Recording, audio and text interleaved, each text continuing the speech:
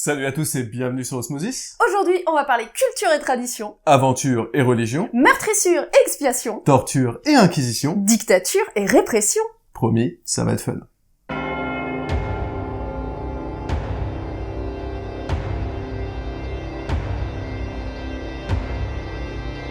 En mai 2017, nous découvrions Médusé, le jeu Blasphemous. Le projet Kickstarter du studio The Game Kitchen se présentait alors comme un platformer à l'atmosphère sombre et brutale, qui s'inspirait ouvertement de Dark Souls et Castlevania pour offrir une expérience qui se voulait exigeante et implacable. Et cette promesse fut révélée dans la douleur, à travers un premier trailer qui présageait des nombreux tourments auxquels se destinait le pénitent. L'on y découvrait un périple sanglant, où les plaines malades côtoyaient des cathédrales jadis opulentes, bâties en contrebas de montagnes menaçantes, et dans lesquelles des dévots au corps meurtris défendaient avec ferveur leur maître décadent. Cette esthétique nimbée de souffrance, mêlant inspiration gothique et grotesque, participa activement au succès de la campagne Kickstarter, qui s'acheva en juin 2017 en dépassant largement la mise de départ. L'occasion pour les créateurs d'envisager pleinement un genre nouveau et unique, la Dark Fantasy andalouse. Cependant, le crainte de n'avoir qu'un jeu à la DA singulière mais au gameplay quelconque était présente malgré tout. Certes, nous ne considérons pas cela comme une tare et apprécions tout autant un jeu au gameplay innovant qu'une pure expérience sensorielle, mais lorsque l'on se revendique de la lignée des jeux réputés pour leur mécanique ciselée,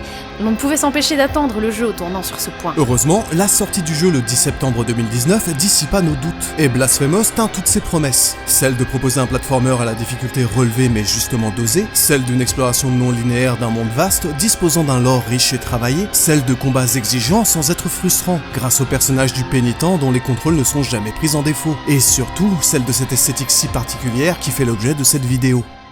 Car si la fantasy et la dark fantasy sont largement inspirées des folklores et légendes européennes, on peut se demander ce qu'a apporté la version andalouse. Et pour le comprendre, il faut remonter bien avant la création du jeu et regarder du côté de Séville et des locaux de The Game Kitchen. À la base, Mauricio Garcia, Enrique Cabeza et Daniel Marquez sont des amis ayant comme hobby les jeux vidéo, mais qui avaient chacun un travail plus alimentaire de leur côté. Toutefois, ils se retrouvaient régulièrement pour développer de petits concepts ludiques sur leur temps libre, et en 2009, ils décidèrent de participer pour la seconde fois au concours de Microsoft Dream Build Play. Leur jeu Rotoerscope gagnera alors l'honorable 3ème place du concours et sera édité pour la Xbox. Enhardis par cette récompense, ils se lanceront officiellement en tant que studio indépendant l'année suivante, baptisant leur entreprise The Game Kitchen. Durant leurs premières années, nos jeunes cuisiniers travailleront essentiellement en tant que consultants sur d'autres titres, tout en commençant à réfléchir à leur propre concept de gameplay, et ce jusqu'en 2012 où, ayant accumulé suffisamment d'expérience et de fonds, ils lanceront le Kickstarter de leur premier jeu, The Last Door. En 60 jours, tous leurs objectifs de dons furent remplis et ils purent sereinement finir de travailler sur leur point and click d'horreur psychologique. S'inspirant des œuvres d'Edgar Allan Poe et de l'horreur cosmique à la Lovecraft, rendant un hommage appuyé aux productions de LucasArts, cette dernière porte, pensée comme une passerelle entre livres et jeux vidéo, fut récompensée de nombreuses fois et encensée par la critique. On y retrouvait déjà certains points forts de Blasphemous, un pixel art terriblement suggestif, un rythme mesuré, une ambiance oppressante et une musique parfaitement concordante. Visionnaires, ils avaient prévu le jeu comme une série composée de plusieurs épisodes,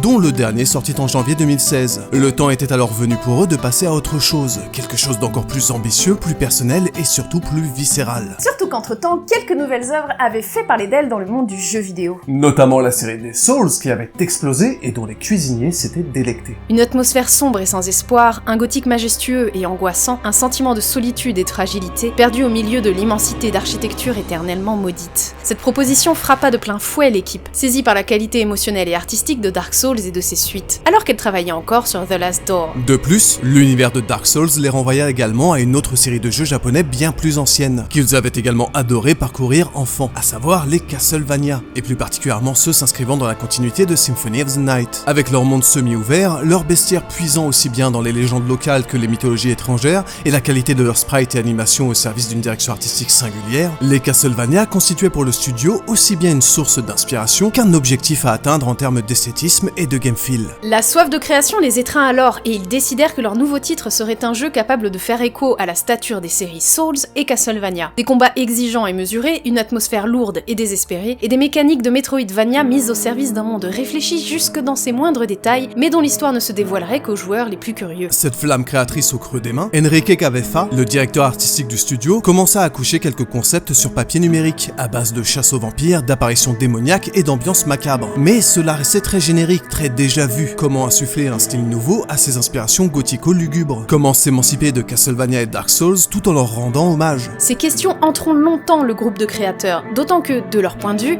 tout semblait avoir été déjà fait dans le genre, jusqu'à ce qu'ils se décident non plus à réfléchir sur les œuvres finies, mais plutôt sur le processus créatif de ces dernières. Autrement dit, comment font les créateurs japonais pour mettre en scène des mythes et du folklore européen, tout en intégrant des éléments de leur propre culture? Pourquoi ne pas se permettre de jouir d'une même liberté créatrice, quitte à désacraliser un héritage jugé intouchable? D'une manière générale, pourquoi nous, Européens, n'oserions-nous pas, pour une fois, métisser nos légendes à d'autres, pour créer un amalgame unique? Et c'est là qu'est intervenu un personnage clé à tout le développement du jeu, l'Andalousie tout entière, son histoire, sa culture et plus spécifiquement son rapport à la religion. Il faut dire que les fondateurs de The Game Kitchen partageaient un point commun d'importance. Ils étaient tous originaires de Séville et avaient été bercés dans ce terreau de culture arabo-européenne à l'héritage chrétien remarquable. La première chose qui frappe dès le commencement de Blasphemous, c'est évidemment l'omniprésence de la religion dans Custodia. Le divin y est intervenu à plusieurs reprises pour façonner le monde, son histoire, ainsi que les humains à son image. Ces derniers ont organisé leur société autour du culte et ont érigé des édifices à la gloire de l'église. Custodia a donc été forgé par et pour la religion, et c'est parfois l'impression que peut donner Séville lorsqu'on la parcourt, puisqu'en incluant sa périphérie, elle comprend plus d'une centaine de lieux de culte chrétien. Et ce patrimoine religieux est bien vivant, car la ville est également le théâtre des plus impressionnantes processions catholiques d'Europe, et notamment celle de la prodigieuse Semana Santa, ou Semaine Sainte en français. Cette semaine de festivités est dédiée à la commémoration de la Passion du Christ, soit ces derniers jours avant sa mort, puis sa résurrection, qui correspond à la fête de Pâques chez les chrétiens. Ce sont donc des dizaines de cortèges de confréries qui vont se succéder jour après jour pour se rendre à la cathédrale Notre-Dame du Siège en tant que pénitents. Habillés de leurs robes de procession, coiffés de leur capirote, les Sévillans vont offrir leur dévotion à leur divinité, célébrer le retour du printemps et tenter d'expier leurs péchés. C'est également l'occasion de faire défiler les pathos, monumentales mises en scène représentant des extraits de la Bible qui ne sortent que pour l'occasion. Ainsi, on y retrouve de la joie, de la musique, de la ferveur religieuse, mais également beaucoup d'humilité et même de souffrance, puisqu'on reste dans un état d'esprit de rédemption. Ces tourments peuvent d'ailleurs être physiques, et certaines confréries ont pour principe fondateur de revivre en communion les douleurs christiques. On peut donc voir certains pénitents marcher des heures pieds nus dans les rues en pleine nuit, ou encore les costaleros et costaleras, ces personnes portant des passos de plusieurs centaines de kilos sur leur dos jusqu'à la cathédrale. Ces fêtes sont à l'image de la religion en Andalousie, un mélange d'euphorie et de souffrance, de communion et de deuil, d'allégresse et de violence charnelle. Et l'aspect grandiose et spectaculaire des processions ne laisse aucun de ses spectateurs indifférents. Les créateurs de Blasphemous ont alors réalisé que l'univers de leur jeu était à leur portée. Après tout, quelle meilleure inspiration que la culture dans laquelle ils baignaient depuis leur plus jeune âge? Au même titre que Séville et ses festivités peuvent être un point d'entrée pour appréhender toute la richesse de la culture andalouse, Enrique Cabeza envisagea la création de son protagoniste comme point de départ de son futur titre. Le personnage du pénitent avait donc une double fonction dans le processus créatif, à la fois architecte du futur monde de Custodia et guide pour les joueurs souhaitant s'y aventurer. Son design, dont découlerait l'ensemble de l'univers du jeu, devait donc répondre à certains préalables. Il devait représenter le jeu, le porter et ne pas s'envisager sans lui. Il devait être original et avoir des attributs uniques, et enfin être reconnaissable même simplement de dos. Étant donné leurs inspirations, l'avatar prit d'abord naturellement les traits d'un chasseur de vampires et de monstres, puis d'un chevalier implacable. Mais ces représentations, jugées trop génériques, ne convoquaient en rien l'imagerie populaire que les développeurs associaient à Séville et à la Semana Santa. Pour autant, et même s'il s'agit aujourd'hui de sa caractéristique visuelle la plus marquante, l'idée d'orner le personnage d'un capirote fut à l'origine envisagée un peu comme une plaisanterie, du fait de ses dimensions singulières. Mais après réflexion, la coiffe remplissait finalement toutes les exigences d'Enrique en termes de design, tout en renvoyant immédiatement à l'imaginaire collectif lié à l'Andalousie. L'une des caractéristiques du capirote étant de couvrir le visage, une fois devenu casque de métal, il fut associé à un masque afin de répondre à des problématiques d'identification. À l'instar des studios japonais qu'ils admiraient, Enrique osa mêler les influences d'autres cultures à leur propre patrimoine, multipliant alors les hybridations artistiques. Il décida ainsi de mêler un peu de Tigris du film Gladiator avec les masques antiques de la colline du Calcriseux pour créer le modèle du masque du personnage, tandis que son armure emprunta des éléments des tenues de ninja, de son amplitude à sa couleur unie et sombre. Il avait alors créé à la fois la tenue d'un guerrier, d'un ninja, mais également d'un habit qui correspondait aux tenues traditionnelles de la Semana Santa. Un obijime rouge sang, toujours d'inspiration japonaise, vint s'ajouter à l'habit du personnage, faisant également écho aux ceintures de certaines confréries de moines catholiques. Quelques pièces d'armure vinrent alors parfaire l'ensemble que porterait, selon les termes de l'équipe, ce samouraï pénitent. À partir de là, le monde et les mécaniques qui le structurent culturels furent développés en suivant le même état d'esprit. Imaginez un univers reposant sur le folklore local, mais qui n'a pas peur de s'inspirer de cultures étrangères. Ou de porter un œil étranger sur ce qui semble si familier, en l'occurrence la culture andalouse, Et la religion catholique. Le catholicisme ayant toujours occupé une place fondamentale dans l'histoire de l'Andalousie, il était presque naturel pour les développeurs d'intégrer dans leur futur titre un culte autour duquel graviterait l'ensemble du monde, de sa conception à sa damnation. L'idée était donc de faire volontairement écho à la religion catholique, à la fois dans ses représentations, mais également dans ses rites, ses valeurs, ses pratiques et même son organisation. Une vision certes référencée, mais également déformée, à l'instar du symbole même du culte, El Retorcido, cet homme nu, enroulé autour d'un tronc, et dont le nom signifie littéralement le tordu. Sa position est inhumaine et son visage tourmenté, tandis que les extrémités de son corps se transforment inéluctablement en racines. Il représente la punition infligée par la divinité du jeu, El Milagro, le miracle, qui le condamne pour ses péchés. D'après les développeurs, la pose physique d'El Retorcido a été inspirée par les deux voleurs qui ont été crucifiés en même temps que Jésus-Christ, et notamment par la représentation qu'en a fait Titien. En plus d'El Retorcido, on retrouve bien évidemment tous les codes de l'iconographie catholique au travers des sculptures, peintures et ornements décorant les églises et autres lieux saints. Ces édifices sont occupés par les membres du clergé local, souvent frappés de malédiction par le miracle, et leurs vêtements, titres et servants qui les accompagnent laissent deviner une certaine hiérarchie ecclésiastique. La ferveur dont les personnages du jeu font preuve va évidemment bien au-delà de ce que l'on peut voir en Andalousie, même lors de la Semana Santa. Mais c'est cette légère exagération des traits et volontaire difformité qui donne toute son ampleur à l'univers du jeu. On y retrouve le principe fondateur du studio, reprendre le familier, le mélanger à l'étranger et légèrement l'écorcher. Les ennemis, généralement liés au même culte que le pénitent mais souillés par la punition divine, vous verront donc comme une menace et se serviront de tout ce qui est à leur disposition pour vous empêcher d'accomplir votre procession rédemptrice. Heureusement, vous possédez la mea culpa, épée directement créée par le miracle pour vous guider dans votre quête. Cette dernière, engendrée par une pécheresse se frappant d'une statue liturgique, est composée d'El Retorcido, d'où partent des racines qui courent le long de sa lame,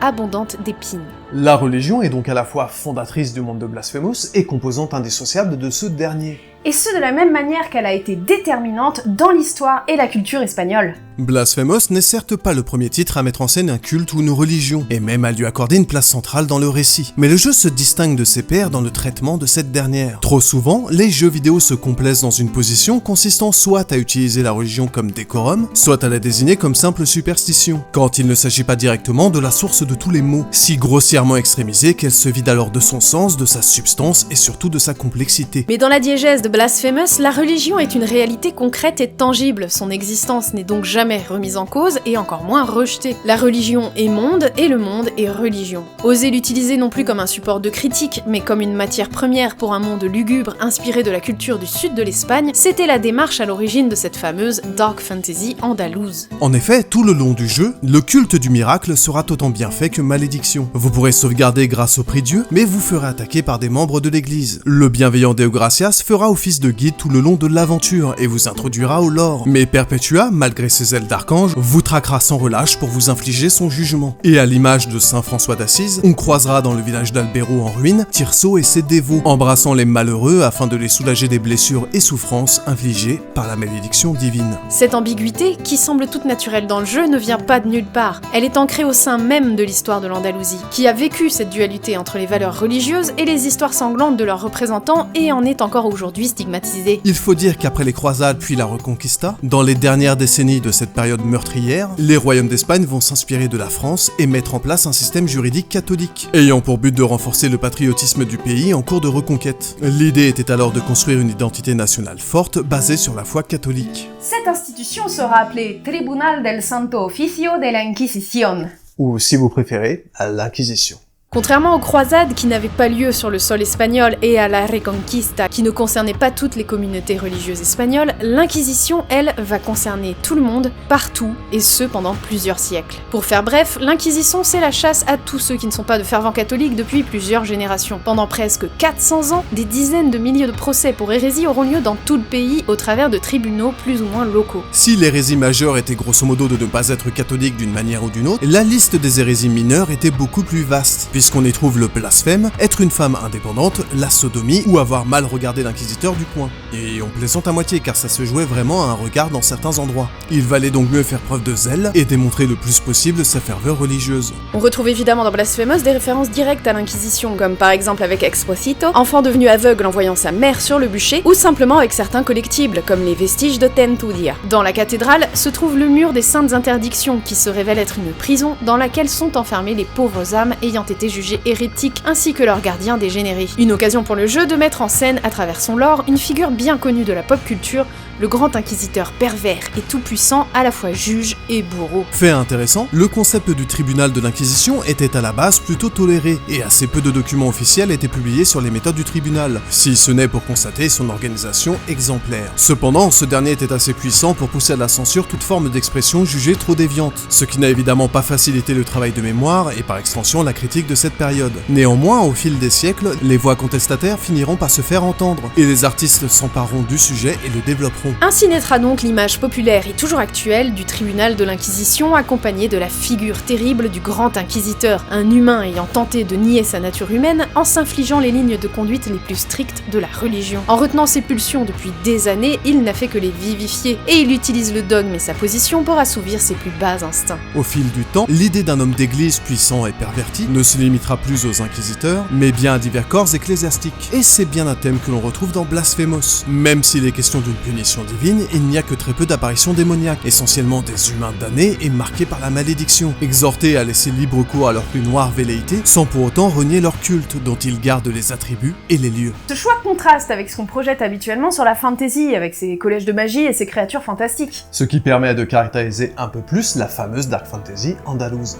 Comme on l'a vu auparavant, Blasphemous vous enverra essentiellement rencontrer non pas des monstres, mais des humains malfaisants, que le pénitent n'hésitera pas à exécuter de son épée mea culpa, ses enchaînements zélés se concluant souvent dans une explosion de chair et de sang. Ce déchaînement de violence très graphique pourrait entrer en contradiction avec la mission salvatrice du pénitent. Compte-t-il vraiment accéder à sa rédemption en étant l'incarnation même de la violence ? En réalité, la religion chrétienne, pour qui la regarde sans trop d'affect, a des représentations très violentes et sanguinolentes. On l'a vu à Séville lors de la Semana Santa, beaucoup de processions se font dans la douleur et parfois dans le sang. Si Jésus-Christ a beaucoup œuvré pour l'humanité tout au long de sa vie, c'est bien son sacrifice, son agonie sur la croix, qui fut l'ultime salut de cette dernière. La violence, la souffrance et la mort imprègnent de nombreux symboles de cette religion d'amour. Ce contraste, qui résonne en Espagne depuis des siècles, a beaucoup plu aux créateurs de Blasphemous qui, on l'a vu tout à l'heure, souhaitaient poser un regard nouveau sur ces images qui les entouraient. Pour eux, il suffisait alors de pousser un peu plus le curseur, en se plongeant dans les représentations les plus contradictoires de la foi chrétienne.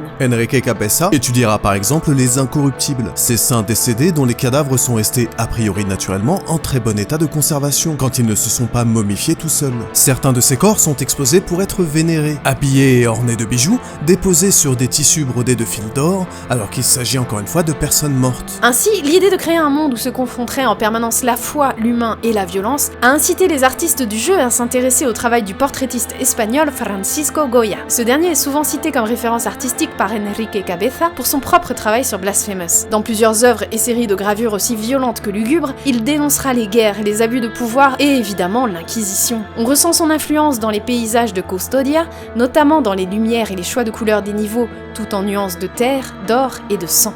Dans ses œuvres, plutôt que d'user de symboles ou de métaphores, Goya s'attachait à représenter les hommes d'église qui pervertissaient sa propre religion. Pour ce faire, il déformait légèrement leurs traits, et jouait avec les poses et les lumières pour les rendre inquiétants, voire angoissants, sans pour autant les transformer en monstres et ainsi les dépouiller de leur humanité. On le voit une nouvelle fois, l'église, la religion, l'inquisition, ainsi que la dualité dans leurs représentations et manifestations à travers l'histoire, sans oublier la place de l'humain et la complexité de sa nature, sont autant d'éléments qui constituent les fondements de la dark fantasy andalouse, voulue par les développeurs de Blasphemous. Cependant, il existe un autre événement plus récent, jamais mentionné par les développeurs, mais pourtant ancré dans l'histoire de l'Espagne, et qui, selon nous, a influencé potentiellement leur démarche créative. Un événement qui va encore impliquer l'église et démontrer une nouvelle fois que le monstre, c'est bien l'humain.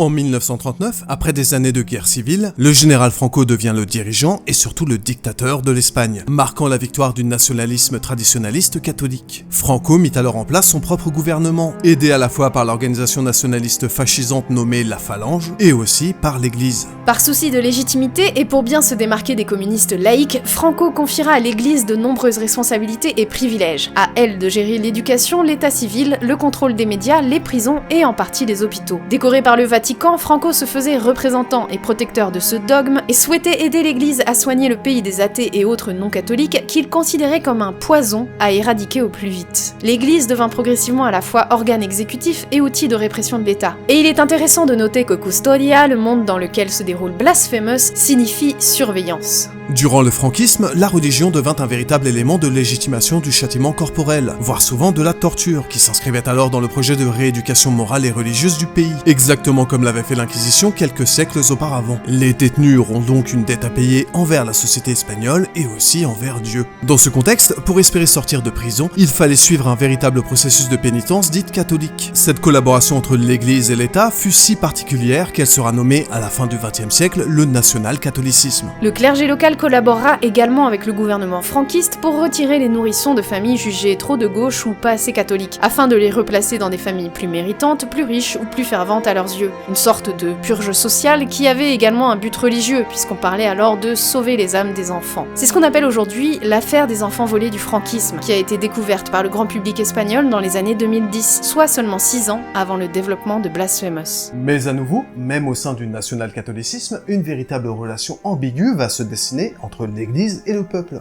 Car s'il s'était fait surveillant de la population, c'est également le clergé qui, dans certaines régions, va aider à la résistance. S'ils étaient minoritaires au début du régime, les représentants de l'Église affichant ouvertement leur défiance envers la politique de Franco vont se faire progressivement plus nombreux. Certains prêtres vont ainsi refuser de se soumettre aux décisions du Codillo, et seront donc sanctionnés, au minimum en perdant leur affectation. Les années 60 sont un véritable renouveau philosophique pour les élites catholiques, qui souhaitent s'éloigner au plus des systèmes politiques pour se recentrer sur une mission plus sociale et bienfaitrice. Les hommes d'église espagnols se mettront à défendre des thèmes antinomiques au régime, tels que la liberté de conscience ou la liberté religieuse. Des salons sont organisés pour créer des rencontres entre membres du clergé qui développeront la critique envers l'injustice gouvernementale, voire même carrément de l'antifranquisme. Au final, depuis la fin des années 2000, la réouverture des archives historiques, ainsi que les procès intentés par les victimes et leurs descendants afin d'obtenir réparation, sont aujourd'hui au centre du débat national. Pour autant, on le rappelle, les créateurs de Blasphemous n'ont jamais mentionné ni fait référence à cette période de l'histoire. Mais il nous paraîtrait étonnant qu'elle n'ait pas eu d'impact, même inconscient, sur la genèse du jeu. Et l'élaboration de la Dark Fantasy andalouse. En décidant de créer la Dark Fantasy andalouse pour leur jeu, les créateurs de The Game Kitchen sont allés puiser au plus profond de leur identité culturelle régionale. En partant simplement de Séville et de la culture andalouse, ils ont réussi à créer un univers à la fois référencé et ancré dans le réel, tout en s'amusant à distordre légèrement ses propres inspirations. Il suffisait pour cela d'un regard plus en biais, une légère exagération des traits, afin de faire ressortir tout ce que le catholicisme a de plus ambigu dans ses représentations. Habituellement, la Dark Fantasy se complaît dans la magie, les monstres et les religions maléfiques, et reste largement fondée sur les légendes du nord de l'Europe. Mais c'était un choix trop ordinaire qu'a refusé de faire le studio, et c'est bien là qu'ils se sont démarqués. En choisissant et manipulant leur propre folklore comme une matière singulière à la manière des créateurs japonais de From Software et Konami, en ne cédant pas complètement au fantastique et en délaissant les entités démoniaques pour des humains corrompus, ces artistes sévillans ont pu créer un monde à part qui a marqué et marquera les esprits par la nouvelle mythologie qu'ils proposent et qu'on vous invite vivement à découvrir. Voilà, ce hors-série est terminé, merci à toutes et à tous de l'avoir suivi. Si ça vous a plu, comme d'habitude, n'oubliez pas que le petit pouce bleu, le commentaire et évidemment le partage, c'est ça qui fait vivre la chaîne. Et si ça vous a vraiment plu, sachez que vous pouvez toujours nous soutenir sur Tipeee ou Utip. D'ailleurs, on a énormément de choses à vous annoncer dans les semaines qui viennent, donc soyez bien sûrs de nous suivre sur tous les réseaux qui s'affichent maintenant. Voilà, donc d'ici là, écoutez, portez-vous bien, hydratez-vous, portez vos masques et à la prochaine. Bye bye. Ciao ciao.